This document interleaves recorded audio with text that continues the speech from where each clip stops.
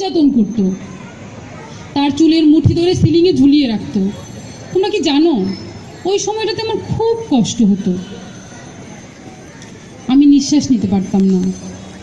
ওই মানুষরূপী জানোয়ারগুলো মাকে অমানসিক নির্যাতন করে আমার মায়ের হৃদয়ে রক্তক্ষরণে অর্জিত স্বাধীন দেশে আমার একটুও জায়গা হয়নি। তোমাদের সমাজ আমাকে মেনে নেবে না বলে আমার অসমাপ্ত দেহটাকে কেটে ছিন্ন ভিন্ন করে বের করে নিয়ে এসেছিল। তীব্র যন্ত্রণায় বারবার আমি আমার চেনা দেয়ালটাকে আঁকড়ে ধরার চেষ্টা করেছিলাম, কিন্তু সে দেয়ালও আমার দিকে এগিয়ে আসেনি। যে মায়ের গর্ভে শিশু সবচেয়ে বেশি নিরাপদ, সে মায়ের গর্ভে আমাকে নৃশংসভাবে হত্যা করা হয়।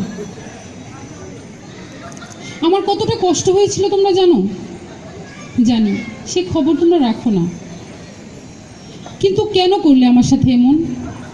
তোমরা বলেছিলে আমার শরীরে নাকি পাকিস্তানি হানাদার বাহিনীর রক্ত প্রবাহিত হয়, আমি বেঁচে থাকলে আমি নাকি তাদের সমর্থক হব। তোমাদের এমনটা ভাবার কারণ আমার কাছে আজও অস্পষ্ট। যাকে তোমরা আমার বাবা বলছো, তার কোনো অস্তিত্বই তো আমার মধ্যে ছিল না। তাকে কখনো আমি অনুভব করতে পারিনি, তার কোনো স্মৃতি আমি ধারণ করতে পারিনি। আমি তাদের প্রতি দুর্বল হয়ে যাব? কিন্তু যে মায়ের ভিতরে আমি তিল তিল করে বড় হয়েছি, যার ভিতরে আমি তিল তিল করে বেড়ে উঠেছিলাম, তাকে কিভাবে আমি ভুলে যাব? এটাও কি সম্ভব? হ্যাঁ, পাকিস্তানি হানাদার বাহিনীর কথা আর কী বা বলবো। তারা এখনও তাদের মিথ্যাচার নৃশংসতার কথা সর্বসম্মুখে গল্প বলে যাচ্ছে। আর আমি হচ্ছে যুদ্ধ শিশু। আমার স্থান হয় নর্দমার ময়লা পানিতে। তোমরা যেটাকে রক্তে মাখা ইতিহাস বলো, সেই ইতিহাসের কোথাও কি আমাকে একটু জায়গা দিতে পেরেছিলে তোমরা? দলিলে লিপিবদ্ধ যুদ্ধ শিশু না হয়ে আমি একজন পরিপূর্ণ মানুষ হয়ে বাঁচতে চেয়েছিলাম, কিন্তু তোমরা তো আমার বাঁচার সে অধিকারটুকু কেড়ে নিয়েছো। তাহলে তোমাদের আর ওই বর্বর পাকিস্তানি হানাদার বাহিনীদের মধ্যে ফারাক কোথায়? তাই আমি আজ তোমাদের এই প্রহসনের মঞ্চে দাঁড়িয়ে বলে যাচ্ছি, এই রক্তে মাখা ইতিহাস একটি প্রহসন মাত্র, একটি প্রহসন মাত্র।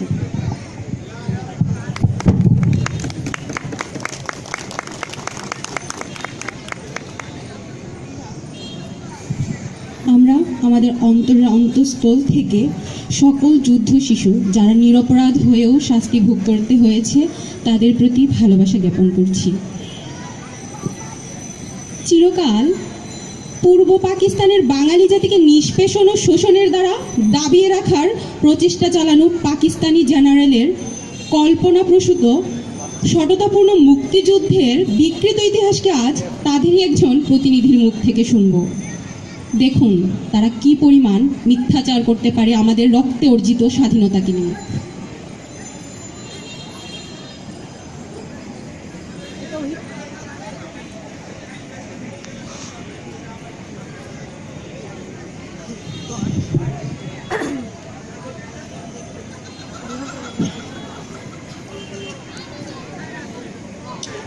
Hello people, সিলেটের বারগুলো চেক আউট করতে আসছিলাম, কিন্তু কনজারভেটিভনেসের চোটে মুজরা তো দূরের কথা, 4-5 পেগ মারার পর মনে হলো যেন কোল্ড ড্রিঙ্ক খেলাম। এর মাঝে আবার কি সব সার্কাস উদযাপনের দিনে নাকি আমাকে বক্তব্য দেওয়া লাগবে? সিরিয়াসলি? তাও শর্ত দিলাম, রেড ওয়াইনের ব্যবস্থা করতে পারলে 2-4 লাইন হয়তো শেয়ার করা যায়। কোথায়?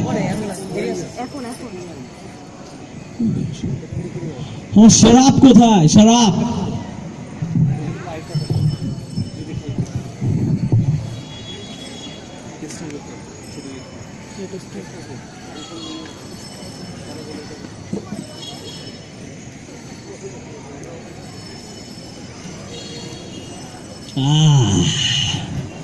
Cheers.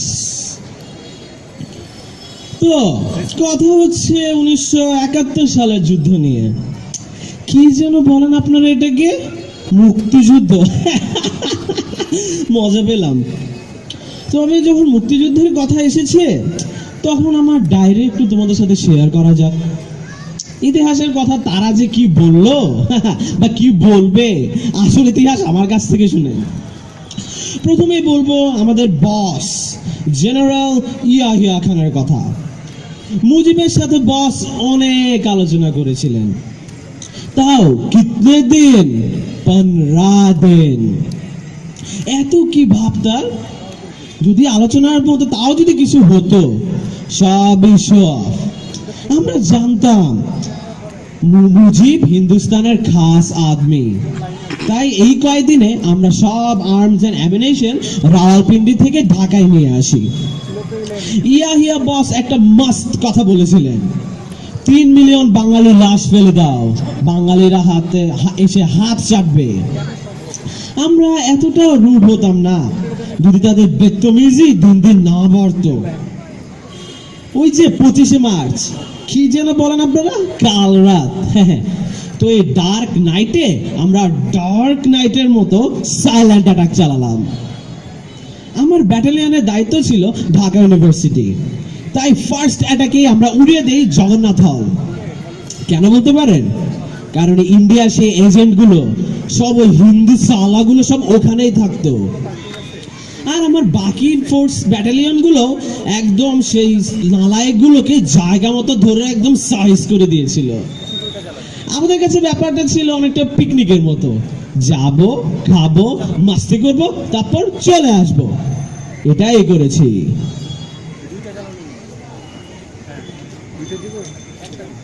Then everything was so calm and quiet in Pakistan.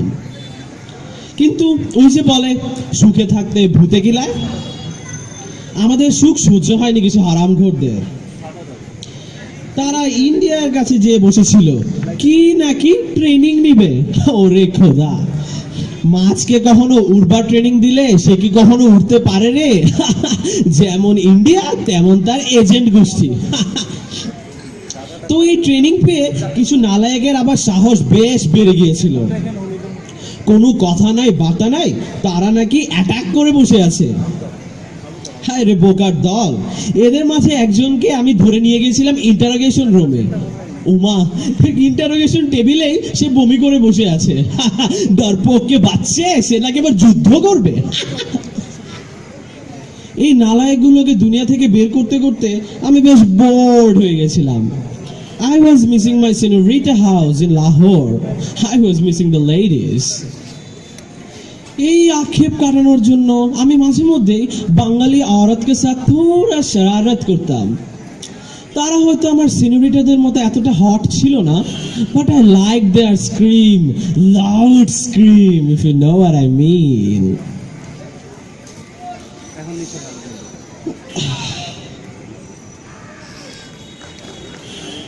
সময় ভালোই কাটছিল, কিন্তু এই মিসক্রিয়েন্টগুলোর যন্ত্রণায় শান্তি পাচ্ছিলাম না একদমই। তাই কনফিডেন্স লেভেলও নেমে পুরো জিরোর কাছাকাছি। But we had some awesome friends, America and China. আমি জানতাম আর কেউ না থাকুক, এরা দুজন আমার সাথে থাকবে। কিন্তু ওই সালারাও বিট্রে করে বসলো। জব দোস্ত দুশ্মন বান জাতা হ্যায়, তখন আমাদের আর কি করার থাকে। এই পরাজয়ের দুঃখ ভাঙাতে চেক ইন করলাম আবার সেই বিলাভড সিনোরিটা হাউসে। কিন্তু আমার সিনোরিটাদের দেখে বেশ অবাক লাগলো, তারা যেন আমার দিকে কিভাবে তাকাচ্ছে। হোয়াটস রং উইথ ইউ গার্লস? তোমরা কি আমাকে চাও না? What a disgrace, what a shame. দিল মে ডিসগ্রেস লেকার और গ্লাস মে শরাব লেকার আজ করলাম, হোয়াট ইজ হিস্ট্রি। আজকের এই দিনে বাঙালদের কাছে আমরা হেরেছিলাম, তাই দুঃখ অনেক বেশি হয়। সেই বাঙাল যাদেরকে আমরা গোনায় ধরতাম না, সেই বাঙাল। But you know what? I'm feeling really happy today. কারণ যে তোমরা আমাদের কাছ থেকে স্বাধীন হয়েছিলে, সেই তোমরা আজ আমাদের মতো হয়ে গেছো। আমরা তোমাদেরকে শিখিয়েছিলাম করাপশন করতে। Look at yourself. Are you innocent? তোমরা বলো আমরা নাকি rapist. Let me ask you a question. তোমাদের মেয়েরা কি সেফ? এখানে রেপিস্ট কারা? আমরা নাকি তোমাদের ইন্টেলেকচুয়ালদেরকে তুলে নিয়ে যেতাম, অতঃপর তাদের লাশ পাওয়া যেত। এখন কি কোনো ডিসঅ্যাপিয়ারেন্স হয় না? আমরা লাশ ফেলতাম বদ্ধভূমিতে, তোমরা লাশ ফেলো ক্রস ফায়ারে, লাশ ফেলো নদীতে। আমরা হিন্দুদের বাড়িঘর জ্বালিয়ে দিয়েছি, we were proud of it। তোমরা কি করো? তোমাদের দেশে হিন্দুরা কি সেফ? না না না, তোমাদের দেশে পাকিস্তানের খেলা হয়, তোমরা পাকিস্তানকে সাপোর্ট দাও। তোমাদের মেয়েরা গ্যালারিতে প্ল্যাকার্ড তুলে দাঁড়িয়ে থাকে, marry me Afridi. Well, you can marry me too. আমি হয়তো অতটা হ্যান্ডসাম না, but deep inside I'm an animal। কি আমার কথা শুনে খারাপ লাগছে? That's the history of yours। কথায় কথায় বলো আমাদেরকে হারিয়ে দিয়েছো, বাট নাও নিজেদেরকে উইনার বলতে পারবে। তোমাদের ইতিহাস বিজয়ের ইতিহাস না, তোমাদের বিজয়ের ইতিহাস একটি সার্কাস। তোমরাই তোমাদেরকে হিস্ট্রিকে সার্কাস বানাচ্ছ। বাট ইউ নো হোয়াট, তোমাদের এই অবস্থা দেখে আমার খুব ভালো লাগছে। এই দিনে আমরা পরাজিত হয়েছিলাম ঠিকই, still I'm feeling great, really great। Why? Thinking about your circus। Alright people, কথা অনেক বলে ফেলেছি, কি আর করব, সবই শরাব। আমি নেশা করতে থাকি আর তোমরা সার্কাস করতে থাকো। Toast to your circus, cheers।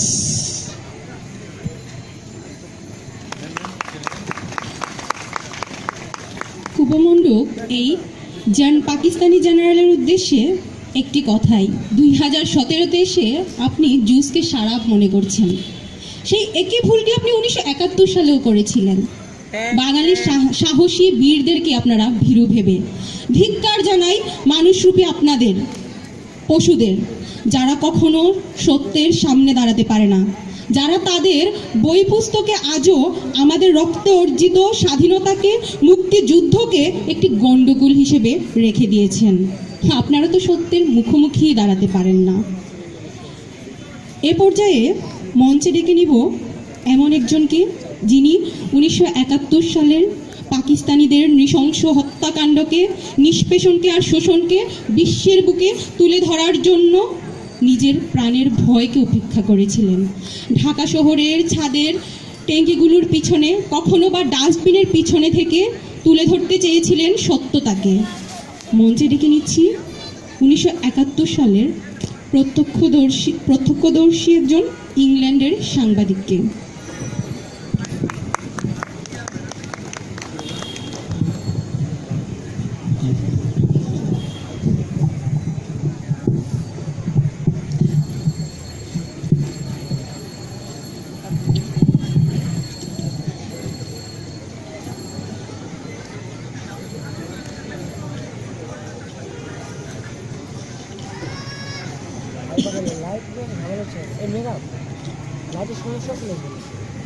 পাকা রাস্তায় একটা দেহ পড়েছিল। দেহটার মাঝের নিচ থেকে আর কিছুই ছিল না, শুধু তার হৃৎপিণ্ড, তার মেরুদণ্ডটা বের হয়েছিল। কয়েকটা কাক লোকটার মাথার উপর বসে চোখের মাংসগুলো ঠুকরে ঠুকরে খাচ্ছিল। আমি স্পষ্ট দেখতে পাচ্ছিলাম কাকগুলো যখন ঠুকরে ঠুকরে লোকটার মাংস খাচ্ছিল, তাদের ঠোঁট থেকে লোকটার রক্ত চুইয়ে চুইয়ে পড়ছিল। আমি একটু উপরে তাকালাম, দেখলাম লোকটার ঠিক পেছনে একটা বাড়ি দাও দাও করে জ্বলছে। বাড়িটার পাশে সবগুলো গাছ বোমার বিস্ফোরণে ঝলসে গেছে। পুরো দৃশ্যটা না আমার চোখে আস্তে আস্তে স্পষ্ট হয়ে গেল। আমি না এক সাগর লাশের মধ্যে পড়ে আছি। গলে পচে যাওয়া লাশ, আগুনে ঝলসে যাওয়া লাশ, খুলি ফেটে মগজে রাস্তা ধূসর হয়ে পড়া লাশ, লাশের পর লাশ, আর তার মাঝে আমি শুধু একা বেঁচে আছি। সে দর্শক মণ্ডলী, আপনারা হয়তো বা ভাবছেন যে আমি কিভাবে এমন এক ভয়ঙ্কর পরিস্থিতির মধ্যে পড়েছিলাম। হ্যাঁ, আমি আজ এই 16 ডিসেম্বর আপনাদের সামনে আমার সেই জীবনের ভয়াবহ অভিজ্ঞতার কথা বলছি। আমার জন্ম ইংল্যান্ডে। আমি পেশায় একজন সাংবাদিক। আমি কাজ করি দ্য ডেইলি টেলিগ্রাফে। তাই পেশাদারিত্বের জন্য আমি বিশ্বাস করি একজন সাংবাদিকের উচিত সত্যটাকে আপনাদের সবার সামনে তুলে ধরা, যত নির্মম, যত ভয়ঙ্কর সত্যটি হোক না কেন। তাই 1971 সালের মার্চ মাসে আমি চলে যাই পূর্ব পাকিস্তানে। সেই সময়কার রাজনৈতিক অবস্থা আসলে খুবই ঘোলাটে ছিল। পূর্ব পাকিস্তানের অবিসংবাদিত নেতা শেখ মুজিবুর রহমান দাবি করেন পশ্চিম পাকিস্তান তাদের উপর নির্যাতন করছে। অপরদিকে পশ্চিম পাকিস্তান নাকি দাবি করে আওয়ামী লীগ বিহারিদের হত্যা করে পাকিস্তানের রাজনৈতিক অবস্থার অবনতি ঘটাচ্ছে। আসলে সত্য কোনটা? তা আমি চলে যাই মার্চ মাসে পূর্ব পাকিস্তানে। কিন্তু ভয়ঙ্কর বিষয় হলো, পূর্ব পাকিস্তানের মাটিতে নামার পর থেকেই পশ্চিম পাকিস্তানের সেনাবাহিনী সবসময় আমার টহল দিতে থাকে। ব্যাপারটা কি? কেন তারা আমাকে টহল দিতে থাকে? এভাবে আস্তে আস্তে চলে আসে 25শে মার্চ 1971 সাল। ওদিন একেবারে ভোরবেলায় কয়েকটি পাকিস্তানি অফিসার আমার বাসার সামনে আসে, এসে আমাকে তৎকালীন ইন্টারকন্টিনেন্টাল হোটেলে নিয়ে যায়। গিয়ে দেখি পূর্ব পাকিস্তানের যত বিদেশি সাংবাদিক ছিলেন, দুনিয়ার যত প্রান্তে এসেছিলেন, তাদের সবাইকে তারা ইন্টারকন্টিনেন্টাল হোটেলে আটকে রেখেছে। আমি তাদের জিজ্ঞেস করি, ব্যাপার কি, তোমরা কেন আমাদেরকে আটকে রেখেছো? তারা বলে যে স্যার, দেশের সার্বিক পরিস্থিতিতে আপনাদের নাকি নিরাপত্তার জন্য এই কাজ। আমার ভিতরে যে সাংবাদিকটি ছিল সে আমাকে চিৎকার করে বলছিল, না, এখানে নিশ্চয় কোনো ষড়যন্ত্র আছে। পশ্চিম পাকিস্তান আছে কিছু একটা করবে, তারা কোন একটা শত্রুটাকে সারা বিশ্বের সামনে লুকিয়ে রাখতে চায়। আমি সেদিন বুঝতে পেরেছিলাম, আমি যদি তাদের সাথে চলে যাই, তারা যদি আমাকে ধরে রাখে, তাহলে আমি সত্যটাকে জীবনেও জানতে পারবো না, সারা পৃথিবীকে জানাতে পারবো না।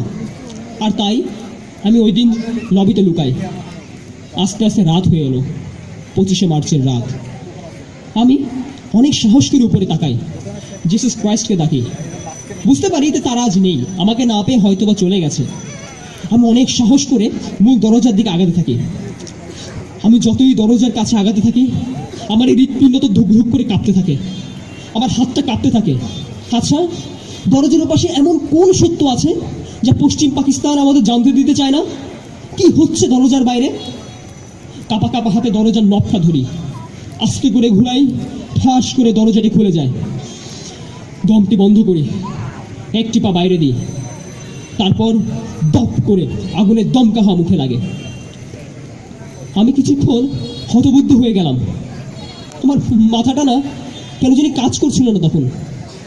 আস্তে আস্তে যখন আমার সম্মতি ফিরে পেল, পুরো পরিস্থিতিটা চোখের সামনে চলে এলো। পাকা রাস্তায় একটা দেহ পড়ে আছে, তার মাজার নিচ থেকে আর কিচ্ছু ছিল না, শুধু মেরুদণ্ডটাই পড়েছিল। কয়েকটা কাক লোকটার মাথার উপর বসে চোখের মাংস ঠুকরে ঠুকরে খাচ্ছিল, আর কাকগুলোর ঠোঁট থেকে রক্ত চুইয়ে চুইয়ে পড়ছিল। এরপরে কিছু আর মনে নেই। কি মাঝে মাঝে সেই সময়কে কিছু স্মৃতি ঝাপসাভাবে আমার মনে আসে। কাকের ঠোঁট থেকে চুইয়ে চুইয়ে পড়া রক্ত, একটা মেয়ের আর্তনাদ, একটা শাড়ি পতপত করে ছিঁড়ে যাবার শব্দ, আগুনের ঝলসে পুড়ে যাওয়া মাংসের ভয়ঙ্কর গন্ধ। কয়েকদিন পর, অর্থাৎ 30শে মার্চ সম্ভবত, আমি আবিষ্কার করি ব্রিটিশ দূতাবাসে। আমি পরে শুনতে পাই ওরা আমাকে পূর্ব পাকিস্তানের রাস্তায় অর্ধ উন্মাদের মতো পেয়েছিল। আমি কোনো কথাই নাকি বলতে পারছিলাম না। তারা আমাকে ইংল্যান্ডে আমার ডেইলি টেলিগ্রাফের সম্পাদকের কাছে পাঠানোর ব্যবস্থা করেন। আমি পৌঁছানোর পর আমার সম্পাদককে জানাই যে পূর্ব পাকিস্তানে কি ভয়ঙ্কর নির্যাতন হচ্ছে, কিভাবে তাদেরকে মানুষদেরকে পুড়িয়ে পুড়িয়ে বোমার আঘাতে মেরে ফেলা হচ্ছে। কিন্তু আমার সম্পাদক আমাকে কি বলেন জানেন? তিনি না আমার কথা শুনে সম্পূর্ণ অবাক হয়ে গেলেন। তিনি বললেন, তা কিভাবে সম্ভব? পূর্ব পাকিস্তানের তো অবস্থা সম্পূর্ণ স্বাভাবিক। আমি শুনে হতবাক হয়ে গেলাম। তাহলে আমার চোখের সামনে যে মৃত লাশগুলো দেখলাম তাকে আমার স্বপ্ন, আমার চোখের সামনে যে বাড়িতে দাউ দাউ করে জ্বলতে দেখলাম তাকে আমার ভ্রম। পরে খোঁজ নিয়ে জানলাম যে ওই যে আমার বিদেশি সাংবাদিক বন্ধুরা পশ্চিম পাকিস্তানি অফিসাররা তাদের ওই রাতে নিয়ে গিয়েছিল। তারপর তাদেরকে ব্রেন ওয়াশ করে এটি জানানো হয়েছিল তৎকালীন সময় আওয়ামী লীগ বিহারিদের হত্যা করেছিল, পাকিস্তানি সেনাবাহিনীর বিরুদ্ধে কুৎসা ছিল, দেশের সার্বিক আইন শৃঙ্খলা পরিস্থিতির অবনতি করছিল। বিশ্বাস করতে পারেন কত ডাহা একটি মিথ্যা কথা? আমি সেই দিনে বুঝে গিয়েছিলাম যে এই মিথ্যা কথার পেছনে যে সত্যটি লুকিয়ে আছে তা সারা বিশ্বকে জানাতে হবে। তখন থেকে শুরু হয়ে গিয়েছিল আমার মিশন। সেই দর্শক মণ্ডলী, এই যে একটু আগে যে পাকিস্তানি সেনা অফিসার আপনাদের সামনে সে নির্লজ্জের মতো কতগুলি মিথ্যা কথা বলে গেল, এরা 1971 সালেও এরকম ছিল। তারা সবসময় চেষ্টা করেছে 71-এর সত্যকে আপনাদের সামনে লুকিয়ে ফেলার, ভুল সত্যকে জানা। এরা তখনও মিথ্যাবাদী ছিল, আজও মিথ্যাবাদী আছে। আপনারা বিশ্বাস করতে পারবেন না, এরা কি বলে জানেন? এরা বলে যে 1971 সালে নাকি কোনো গণহত্যা হয়নি। অবশ্যই এরা বলে যে 1971 সালে যে গণহত্যার খবর পাওয়া যায় এটা নাকি ভারত সৃষ্টি করেছে। তারা 12 মিলিয়ন পাউন্ড খরচ করে মিডিয়াকে জানিয়েছে 71-এ গণহত্যা হয়েছে। অর্থাৎ তাদের মতে গণহত্যা ইজ এ মিডিয়া পাবলিসিটি। বিশ্বাস করা যায়? তাই তরুণ প্রজন্মকে কি বলে জানেন? 71-এ বাঙালিরা নাকি দেশের টানে, দেশ প্রেমের টানে নাকি মুক্তিযুদ্ধ করেনি, বরং যেসব শরণার্থীরা ভারতে পালিয়ে গিয়েছিল, ভারত নাকি তাদেরকে বন্দুকের ভয় দেখিয়ে যুদ্ধ করতে বাধ্য করিয়েছে। তারা আরো বলে যে নাকি তারা এই যুদ্ধে মুক্তি বাহিনীর দেশ প্রেমের কাছে হারেনি, তারা নাকি ভারতের কূটনৈতিক চালের কাছে হেরেছে। ভাবা যায় এরা কত বড় নির্লজ্জ হলে এই ধরনের সত্যকে গোপন করা কত বাজে চেষ্টা করতে পারে। এই যে মাতাল জেনারেল সাহেব এসে বলে গেলেন এই দেশের ইতিহাস নাকি একটা সার্কাস। আপনারাই বলুন, কথা কি সত্য? আপনাদের ইতিহাস কি সার্কাস হতে পারে? না, এদেশের জন্ম থেকে এখন পর্যন্ত যত অগ্রগতি তা সব দেখার সৌভাগ্য আমার হয়েছে।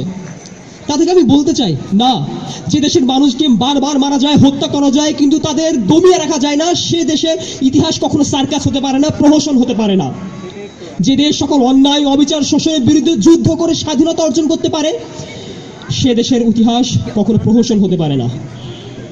শুধু দর্শক মণ্ডলী, আমার আর কিছুই বলার নেই। একজন সাংবাদিক হিসেবে যে সত্যকে আপনাদের সামনে তুলে ধরার কথা, তা সব কিছুই আমি তুলে ধরার চেষ্টা করেছি। শুধু একটি বড় দম নিয়ে একটি কথাই বলতে চাই, এই যে দেশের জন্মগ্রহণ দেখার সৌভাগ্য আমার হয়েছে, সেই দেশে 2017 সালে 16ই ডিসেম্বরে কিছু বলতে পারার জন্য আমি আজ খুবই গর্বিত। আপনারা অনেক ভালো থাকবেন। ধন্যবাদ সবাইকে। ধন্যবাদ আপনাকে আমাদের মুক্তিযুদ্ধের প্রকৃত ইতিহাসকে বিশ্বের দরবারে তুলে ধরার জন্য। আমরা বাঙালি জাতি কখনোই আপনার অবদানকে ভুলব না। এখন মঞ্চে এমন একজন আসবেন যার মনের দৃষ্টি দিয়ে অবলোকন করে সমাজের মানুষ এবং সৃষ্টির অপূর্ব রহস্যকে, যুগের পর যুগ নিহিত সত্যগুলোকে উদ্ঘাটনের আজন্ম লালিত স্বপ্ন প্রজন্ম থেকে প্রজন্মে যারা ছড়িয়ে দেয়। কথা বলছি 71-এ সদ্য যোগদান করা একজন বিশ্ববিদ্যালয়ের শিক্ষক এবং বুদ্ধিজীবীর কথা। মঞ্চে ডেকে নিচ্ছি তাকে। আমরা শুনব 71 নিয়ে তার পর্যালোচনা।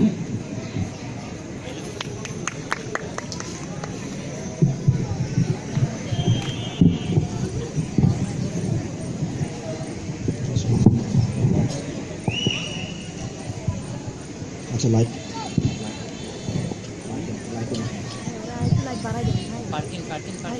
এক সাগর রক্তের বিনিময়ে যারা আমাদের বাংলাদেশের স্বাধীনতাটি নিয়ে আসলো তাদের প্রতি কৃতজ্ঞতা জ্ঞাপন করে আমি আমার বক্তব্য শুরু করছি। তখন 1970 সাল ইলেকশনে হারার পর ওই ইয়াহিয়া খান ক্ষমতা হস্তান্তরের নামে টালবাহানা শুরু করলো। ওই পাকিস্তানি আর্মিরা তারা কতটা কাপুরুষ, তারা কতটা নপুংসক, তারা কতটা ভীরু। যখনই আমাদের কিংবদন্তি নেতা মুক্তির ডাক দিলেন, ঠিক তখনই ওই পাকিস্তানি শাসকরা শুরু করে দিল ইতিহাসের সবচেয়ে জঘন্যতম নির্মম বর্বর হত্যাযজ্ঞ, যা আজও স্মৃতির পাতায় কাল অধ্যায় নামে পরিচিত।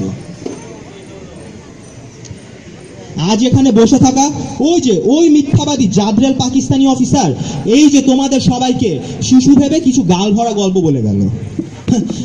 আমি জানি তোমরা কখনই ভুলে যাওনি তোমাদের শত বোনের অকাতরে আত্মাহুতির দ্বার কাহিনী। আমি জানি তোমরা নিশ্চয়ই ভুলে যাওনি যে মুক্তির ফোয়ারায় রক্তে লেপ্টে থাকা সে পিচ ঢালা রাজপথটি। 25শে মার্চে সে কালো রাতের পর 26শে মার্চ থেকে আমাকে জোর করে বলা হলো প্রতিদিন ক্যাম্পাস থেকে ক্লাস নিতে হবে।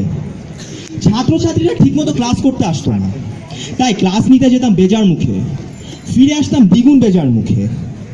কিন্তু আমার কিছু ছাত্র ছিল জানো, তারা নিয়মিত ক্লাস করতে এসে যুদ্ধের পরিকল্পনা করত, ক্যাম্পাসে অতর্কিত বোমা হামলা করতো হুটহাট করে। গর্বে বুক ভরে যেত আমার। কিন্তু ওই ছেলেগুলাও খুব বেশি দিন ক্যাম্পাসে থাকতে পারলো না। পাক আর্মিদের কুনজরে আসার আগেই তারা পালিয়ে গেল। ওরা হঠাৎ একদিন ফেরত আসলো রাতের বেলা 5 জন এসে বলল, স্যার আশ্রয় দেওয়া লাগবে। আমি তাদেরকে আশ্রয় দিলাম। 3 দিন তাদেরকে 3 বেলা করে খাইয়ে সুস্থ করে আবার ফেরত পাঠালাম। এভাবে কয়েকবার ওদের সাহায্য করলাম। কিন্তু আমার কাছেও একদিন চিঠি চলে আসে, জানো। চিঠিতে বলা হয়, আমি বলে বিচ্ছিন্নতাবাদী ভারতীয় দালালদের সাথে আমার বলে সম্পৃক্ততার আভাস পাওয়া গিয়েছে। নিজেকে যেন শুধরে নি। বিশ্ববিদ্যালয়ের শিক্ষক হয়ে এত বড় কথা কিভাবে সহ্য করি তোমরা বলো তো। সারা দেশে তখন পূবের বাঙালিদের নামে রটানো হচ্ছে বিচ্ছিন্নতাবাদীর অভিযোগ। ঘরে ঘরে জ্বলছে তখন কুহেলিকা। দেশের মুক্ত আকাশে তখন কার্তুজ আর বারুদের গন্ধ ধোঁয়ায় জর্জরিত। যখন কিনা কোনো সুস্থ মানুষের পক্ষে বুক ভরে নিঃশ্বাস নেওয়া সম্ভব ছিল না। দেশের এই ক্রান্তি লগ্নে আমি চলে যাই কলকাতায়, থিয়েটার রোডে বাংলাদেশ সরকারের অস্থায়ী কার্যালয়। প্রায় ফান্ডিংয়ের জন্য বেরিয়ে পড়তাম, জমা দিতাম কার্যালয়ে। একদিন এভাবে চলে গেলাম আগরতলায়। সেখানে গিয়ে যা দেখলাম তা আমার কাছে ধরা পড়লো এক নতুন মাইলফলক হিসাবে। চোখের পানি আটকে রাখতে পারিনি সেদিন। গিয়ে দেখলাম ধর্ম, জাত, লিঙ্গ, পেশা নির্বিশেষে সেখানকার প্রত্যেকের চোখে মুখে একটি ধ্বনি বারবার প্রতিধ্বনিত হচ্ছে, বীর বাঙালি অস্ত্র ধরো, বাংলাদেশ স্বাধীন করো। আমি সেদিন বুঝেছিলাম যে দেশের মানুষেরা এইভাবে না খেয়ে পড়ে স্বাধীনতার জন্য অকাতরে যুদ্ধে যোগদান করতে পারে, সেই দেশের মানুষের আত্মত্যাগের বিনিময়ে অর্জিত ইতিহাস কখনোই প্রহসন হতে পারে না। যুদ্ধ চলল 266 দিনের মাঝে আমরা বিজয় অর্জন করলাম। 72 জানুয়ারিতে চলে আসলাম নিজের দেশে, নিজের স্বাধীন দেশ বাংলাদেশ। নিজের বাড়িতে গিয়ে দেখি আমাকে না পেয়ে পাক সেনারা হত্যা করেছে আমার মা বাবাকে, ধরে নিয়ে গিয়েছিল আমার ছোট বোনটিকে। আচ্ছা, কি অপরাধ ছিল ওর বলো তো তোমরা? পরে জানতে পারলাম তার উপর অকথ্য অমানবিক নির্যাতন করা হয়েছে। আর শুধু এটুকুনি জানতে পেরেছি, আত্মহত্যার মাধ্যমে সে তার নিজের মুক্তির পথ বেছে নিয়েছিল।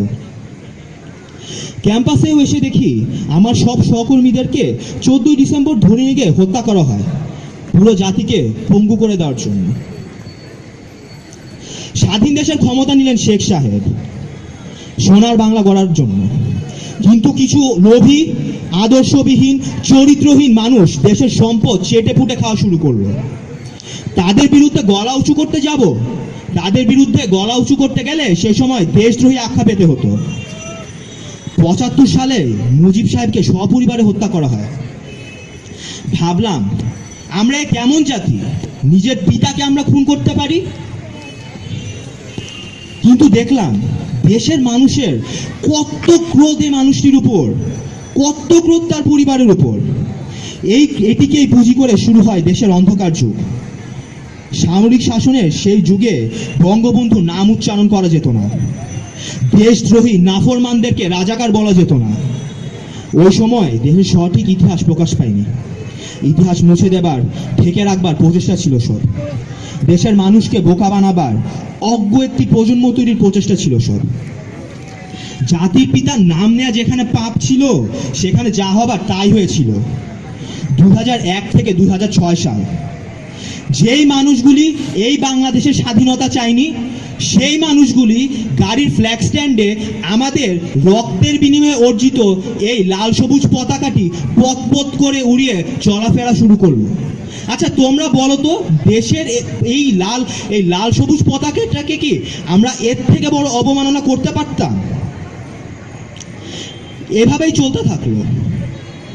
এরই মধ্যে আমার মতো অনেক আশাহতকে আলো দেখালো কে জানো? দেশের আরেক সূর্য সন্তান। টেলিভিশনে টিয়া পাখির মুখ দিয়ে একটি নাটকে তিনি প্রথম বের করিয়েছিলেন, তুই রাজাকার। 90-এর দশকে জাহানারা ইমাম গণ আদালতে বিচার করলেন সকল রাজাকারদের। এরপর হলো মুজিব হত্যার বিচার, রাজাকারদের বিচার ও রাজাকারদের শাস্তি।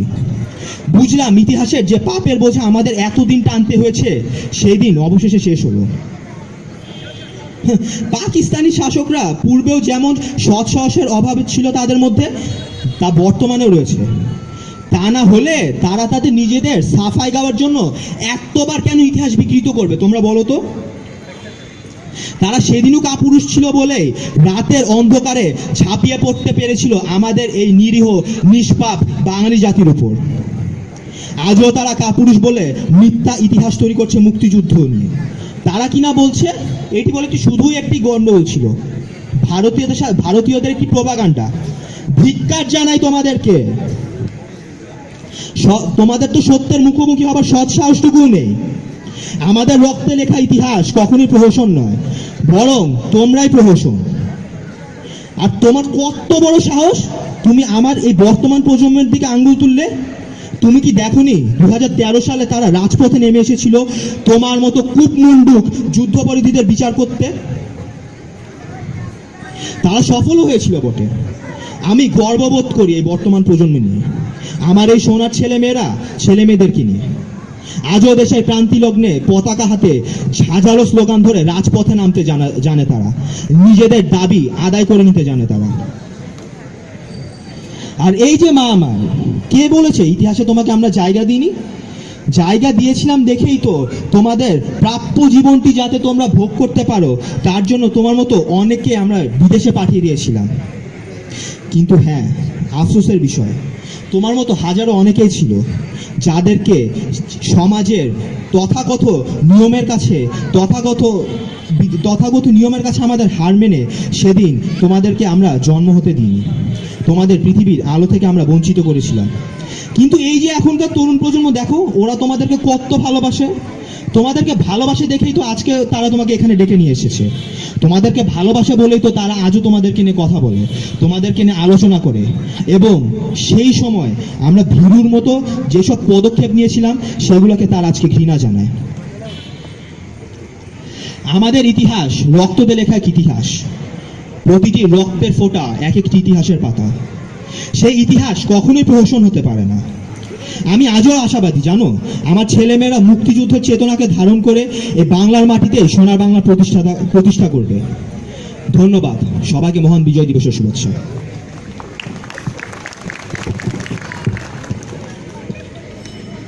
ওনার মতো অসংখ্য বিশ্ববিদ্যালয়ের শিক্ষক বুদ্ধিজীবীদের অনুপ্রেরণায় যুগে যুগে কালে কালে তরুণ প্রজন্মের উৎসাহ ছিল রবে। যারা মুক্তিযুদ্ধের তাৎপর্যপূর্ণ আত্মত্যাগের বিনিময়ে অর্জিত স্বাধীনতার ইতিহাসকে বিকৃত করার প্রয়াস চালিয়েছে, তারা কখনোই সফল হতে পারবে না, কারণ সত্য আপন মহিমায় জ্বলে ওঠে। আজ এখানে বসে বারবার মনে পড়ছিল 4 বছর পূর্বে 2013 সালের বিজয় দিবস উদযাপনের কথা, যখন মুক্তিযুদ্ধের চেতনা বহির্ভূত কিছু মানুষের অস্থিতিশীল কর্মকাণ্ডের জন্য ক্যাম্পাস প্রায় জনশূন্য হয়ে পড়েছিল। সেদিনও আমরা অকুত ভয়ে বিজয় দিবস উদযাপন করেছিলাম, কারণ শাহজালাল ইউনিভার্সিটি ডিবেটিং সোসাইটি তার জন্ম লগ্ন থেকে 26 বছর ধরে প্রত্যেকটি জাতীয় দিবস শ্রদ্ধা এবং সম্মানের সাথে মুক্তিযুদ্ধের চেতনাকে ধারণ করে উদযাপন করে এসেছে। ভবিষ্যতেও এর ধারাবাহিকতা অব্যাহত থাকবে। এই প্রতিশ্রুতি দিয়ে আজকের পরিবেশনা এখানেই শেষ করছি। সবাইকে আবারও শাহজালাল ইউনিভার্সিটি ডিবেটিং সোসাইটির পক্ষ থেকে মহান বিজয় দিবসের শুভেচ্ছা। সবসময় আমাদের সাথে থাকবেন। ধন্যবাদ।